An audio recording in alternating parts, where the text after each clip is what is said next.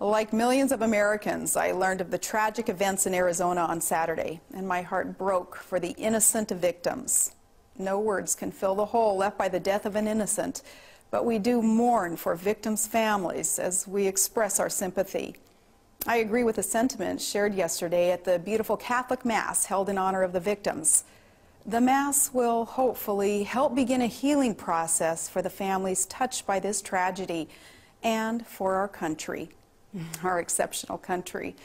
So vibrant with ideas and passionate exchange and debate of ideas, it's a light to the rest of the world.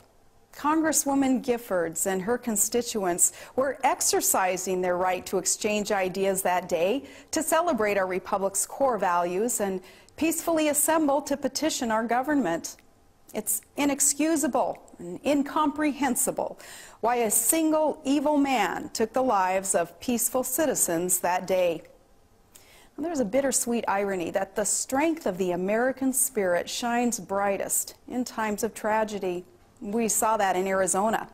We saw the tenacity of those clinging to life, the compassion of those who kept the victims alive, and the heroism of those who overpowered a deranged gunman. Like many, I've spent the last few days reflecting on what happened and praying for guidance. After the shocking tragedy, I listened at first puzzled, then with concern, and now with sadness to the irresponsible statements from people attempting to apportion blame for this terrible event. President Reagan said, "We must reject the idea that every time a law is broken, society is guilty rather than the lawbreaker. It is time to restore the American precept that each individual is accountable for his actions. Acts of monstrous criminality stand on their own. They begin and end with the criminals who commit them, not collectively with all the citizens of a state, not with those who listen to talk radio, not with maps of swing districts used by both sides of the aisle, not with law-abiding citizens who respectfully exercise their First Amendment rights at campaign rallies, not with those who proudly voted in the last election." The last election was all about taking responsibility for our country's future. Now, President Obama and I may not agree on everything, but I know he would join me in affirming the health of our democratic process. 2 years ago, his party was victorious. Last November, the other party won. In both elections, the will of the American people was heard, and the peaceful transition of power proved yet again the enduring strength of our republic. Vigorous and spirited public debates during elections are among our most cherished traditions. And after the election, we shake hands and we get back to work. And often both sides find common ground back in D.C. and elsewhere. If you don't like a person's vision for the country, you're free to debate that vision. If you don't like their ideas, you're free to propose better ideas. But especially within hours of a tragedy unfolding, journalists and pundits should not manufacture a blood libel that serves only to incite the very hatred and violence that they purport to condemn. That is reprehensible. There are those who claim political rhetoric is to blame for the despicable act of this deranged, apparently apolitical criminal. And they claim political debate has somehow gotten more heated just recently. But when was it less heated? Back in those calm days when political figures literally settled their differences with dueling pistols? In an ideal world, all discourse would be civil and all disagreements cordial. But our founding fathers knew they weren't designing a system for perfect men and women. If men and women were angels, there would be no need for government. Our founders' genius was to design a system that helps settle the inevitable conflicts caused by our imperfect passions in civil ways. So we must condemn violence if our republic is to endure. As I said while campaigning for others last March in Arizona during a very heated primary race, I said we know violence isn't the answer. When we take up our arms, we're talking about our vote.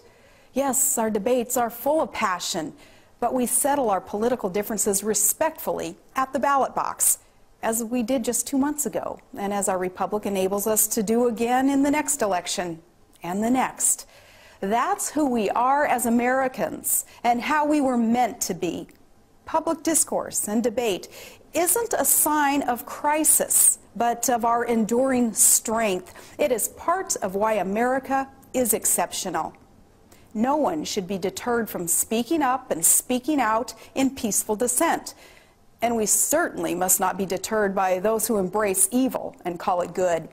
And we will not be stopped from celebrating the greatness of our country and our foundational freedoms by those who mock its greatness by being intolerant of differing opinion and seeking to muzzle dissent with shrill cries of imagined insults.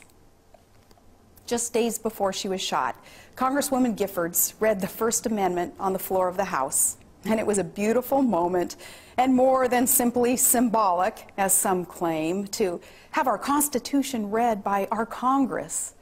I am confident she knew that reading our sacred Charter of Liberty was more than just symbolic.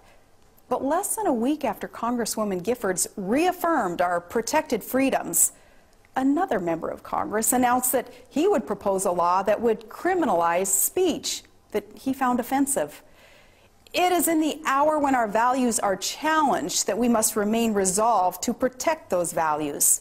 Recall how the events of 9/11 challenged our values, and we had to fight the tendency to trade our freedoms for perceived security. And so it is today. Let us honor those precious lives cut short in Tucson by praying for them and their families and by cherishing their memories. Let us pray for the full recovery of the wounded. And let us pray for our country. In times like these, we need God's guidance and the peace He provides.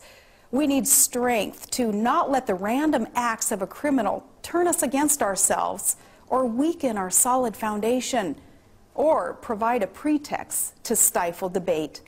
America must be stronger than the evil we saw displayed last week. We are better than the mindless finger-pointing we endured in the wake of the tragedy.